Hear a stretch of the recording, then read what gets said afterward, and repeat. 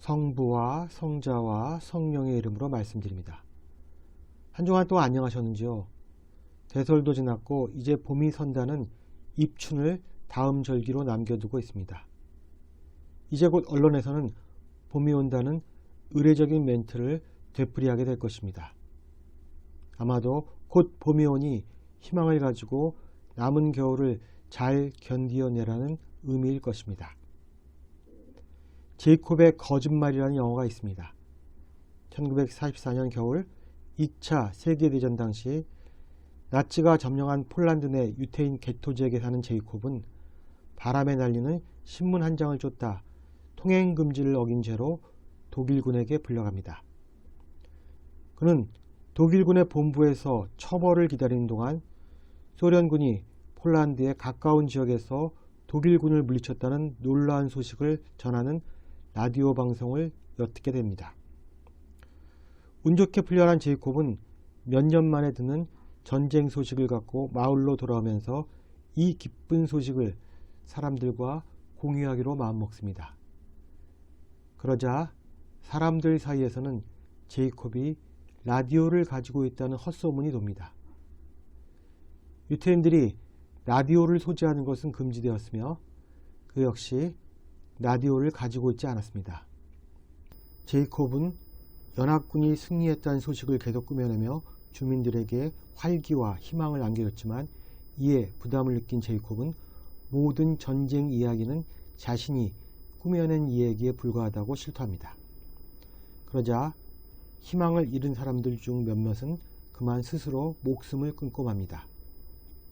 이 영화만 보더라도 사람의 삶에서 희망이 얼마나 중요한가를 알 수 있습니다. 우리도 집단적인 혹은 개인적인 희망을 지니며 살아갑니다.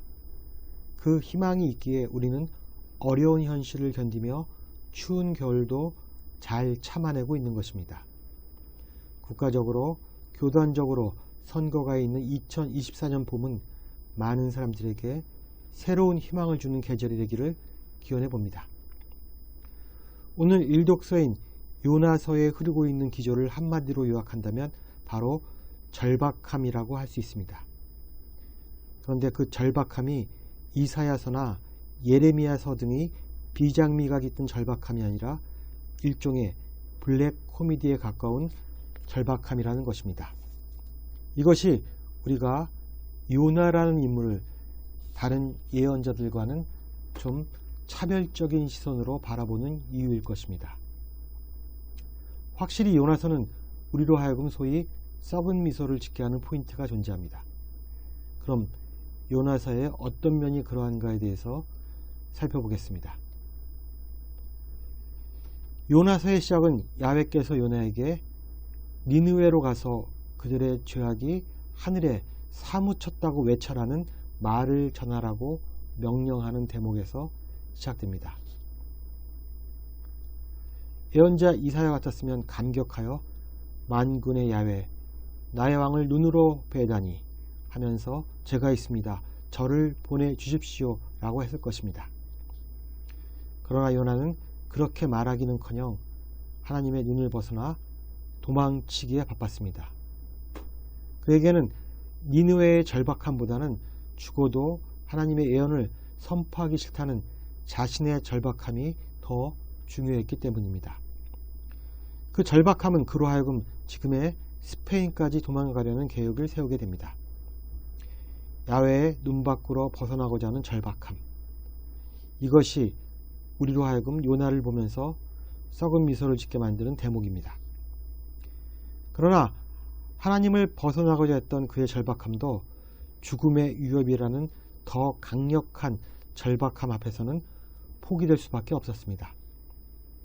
결국 그는 오늘 일독서에서 보듯이 야훼의 말씀대로 니느웨로 가서 하루 동안 돌아다니며 40일이 지나면 니느웨는 잿더미가 된다는 말을 전하게 됩니다. 이것은 마치 요나 자신의 절박함을 니느웨 사람들에게 떠넘긴 모양새가 되었습니다. 절박한 상황에 처한 니느웨 사람들은 이제 간절한 마음으로 하나님을 믿고 단식을 선포하게 됩니다. 높은 사람, 낮은 사람 할 것 없이 모두 굵은 베옷을 입고 단식과 회개를 하자 하나님은 재앙을 거두시게 됩니다. 이 모습을 본 요나는 안도하기는커녕 하나님께서 그들에게 정말로 벌을 내리실 의도가 없으시면서 자신을 힘들게 했다는 이유로 화를 냅니다. 죽을 처지에서 하나님께 빌어서 절박한 상황에서 벗어난 요나는 상대방 역시 그런 처지에서 그렇게 할 수 있다는 역지사지가 잘 되지 않는 인물이었습니다.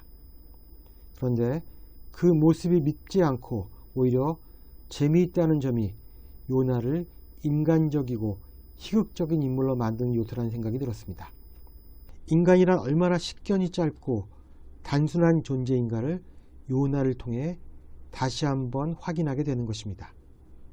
오늘 이 독서인 사도 바울의 고린토서 역시 절박함에 대해 말하고 있습니다.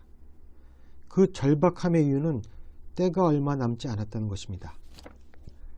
다만 1독서인 요나서처럼 그 절박함이 40일이라는 시한부로 명시되지 않았다는 점입니다.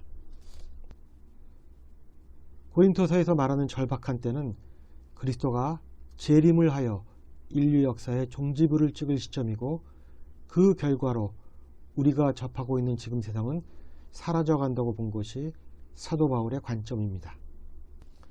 사도 바울은 이러한 상황을 살아가는 우리의 올바른 삶의 태도는 세속적인 부부관계나 일상적인 삶에서의 슬픔과 기쁨이라는 감정, 그리고 세속적인 물질로부터 초탈하는 것으로 보았습니다. 중세의 영성가 마이스터 에크하르트는 초탈을 그리스도인의 가장 뛰어난 덕목으로 꼽았습니다. 그 어떤 덧없는 애착이나 슬픔이나 명예나 비방이나 악에도 움직이지 않는 마음이야말로 진정한 초탈에 이른 것이다. 초탈은 우리로 하여금 하나님을 닮게 한다. 세상적인 여러 가지 것들로 가득 채우는 것은 하나님을 비우는 것이지만 그런 것들을 비운 것은 하나님으로 우리를 가득 채우는 것이다. 오늘 복음은 지난주와 마찬가지로 예수께서 당신의 제자를 모으시는 장면입니다. 예수님은 갈릴레아 호숫가를 지나시다가 호수에서 그물을 던지고 있는 어부 시몬과 그의 동생 안드레아를 부르십니다. 예수께서 그들에게 하신 말씀은 이제 너희로 하여금 사람을 낚는 어부가 되게 하겠다라는 것이었습니다. 예수님은 똑같은 목적으로 배에서 그물을 손질하고 있는 제베데오의 아들인 야고보와 요한도 부르십니다. 그런데 오늘 복음에서 더 초점을 맞춰야 하는 점은 예수께서 제자들을 부르셨다는 것이 아니라 때가 되어 하나님의 나라가 다가오면 우리가 어떤 행동을 취해야 하는가에 있습니다.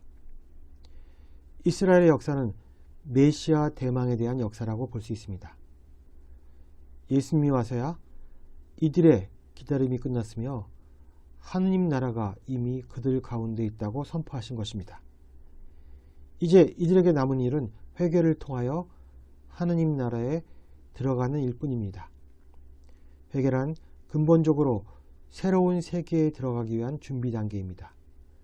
회개는 먼저 정신세계의 변화를 뜻하며 모든 현실과 상황에 대한 가치 평가 기준의 전복을 의미합니다. 이런 선포에 대해 즉각적인 반응을 보인 사람들이 바로 오늘 복음에 등장하는 제자들입니다.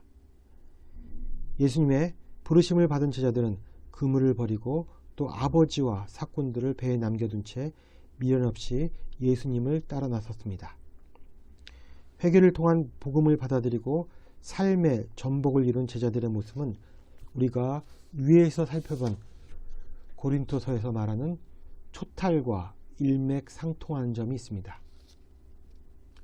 오늘 우리는 갑자기 외부에서 들이닥쳐 사람들을 절박하게 만들었던 여러 상황에 대해 살펴보았습니다.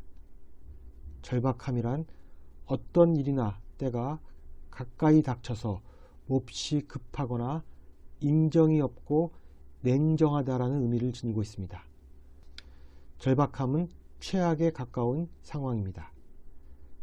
그런데 우리는 오늘 독서를 통해 이 절박함에 대처하는 여러 모습을 살필 수 있었습니다.